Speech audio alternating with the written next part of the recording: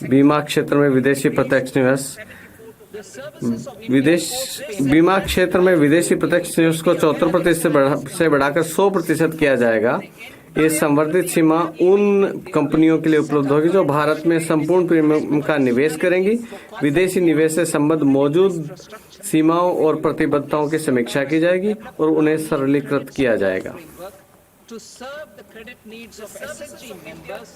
भारतीय डाक भुगतान बैंक की सेवाओं को ग्रामीण क्षेत्रों में दूर तक पहुंचाया जाएगा और इनका विस्तार किया जाएगा। NABFID अवसंरचना के लिए कॉरपोरेट बॉन्ड हेतु एक आंशिक ऋण संवर्धन सुविधा स्थापित करेगा। सार्वजनिक क्षेत्र में बैंक SHG सदस्यों और ग्रामीण क्षेत्र के लोगों की ऋण आवश्यकताओं को पूरा करने के लिए ग्रामीण क्रेडिट स्कोर फ्रेमवर्क विकसित करेंगे। पेंशन उत्पादों के विनियमित समन्वय और विकास के लिए फोरम की स्थापना की जाएगी। KYC प्रक्रिया को सरल बनाने के संबंध में की गई घोषणा के कार्यान्वयन के लिए 2025 में केंद्रीय KYC रजिस्ट्रार का पुनरुद्धार किया जाएगा। हम आवधिक अद्यतनीकरण के लिए एक सुव्यवस्थित प्रणाली लागू करेंगे।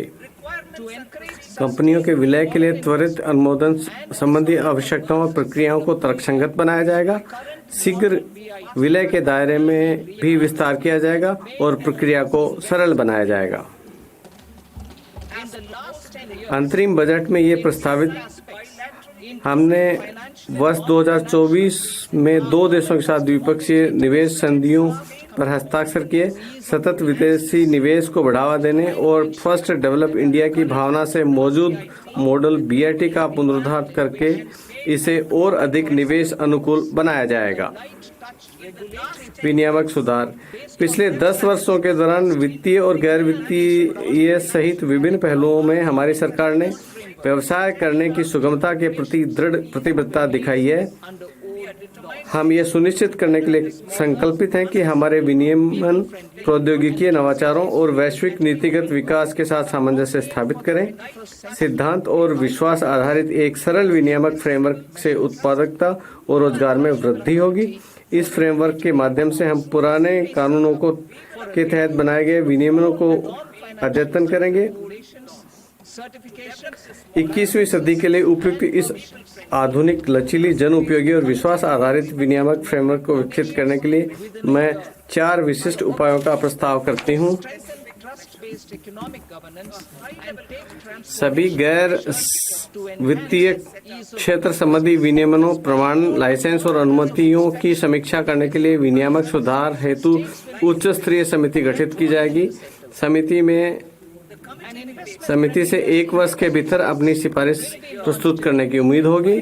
इसका उद्देश्य विश्वास आधारित आर्थिक व्यवस्था को सुदृढ़ करके परिवर्तनशील उपाय करना है, ताकि विशेषकर निरीक्षण और अनुपालन के मामले में व्यवसाय करने की सुगमता को बढ़ाया जा सके। राज्यों को भी इस प्रयास में शामिल होने के लिए प्रोत्साहित किया जाएगा।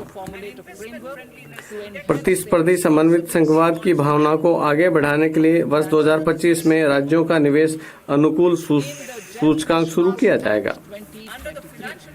वित्तीय स्थिरता और विकास परिषद के अंतर्गत वर्तमान वित्तीय विनियमनों और सहायक अनुदेशों के प्रभाव का मूल्यांकन करने के लिए एक तंत्र स्थापित किया जाएगा। ये तंत्र उनकी जवाबदेही बढ़ाने और वित्तीय क्षेत्र के विकास के लिए एक फ्रेमवर्क भी तैयार करेगा।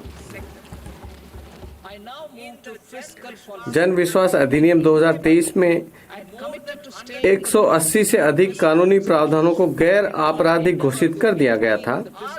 हमारी सरकार अब विभिन्न कानूनों में 100 से अधिक प्रावधानों को गैर आपराधिक बनाने के लिए जन विश्वास विधेयक 2.0 लाएगी।